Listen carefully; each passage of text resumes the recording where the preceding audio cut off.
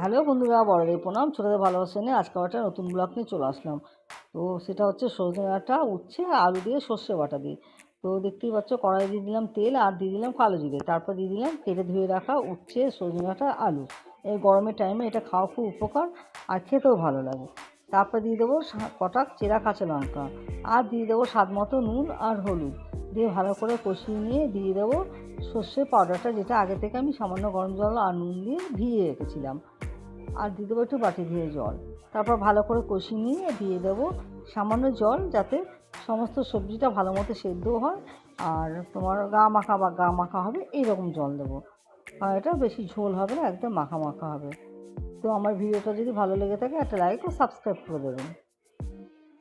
তো দেখো, সামান্য দিয়ে দেবো মিষ্টি, আর নামানোর আগে একটু কাঁচা সর্ষের তেল দিয়ে নামিয়ে নেবো। তো আজকের মতো ভিডিওটা এখানেই শেষ করছি। সবাই ভালো থাকবেন, সুস্থ থাকবেন।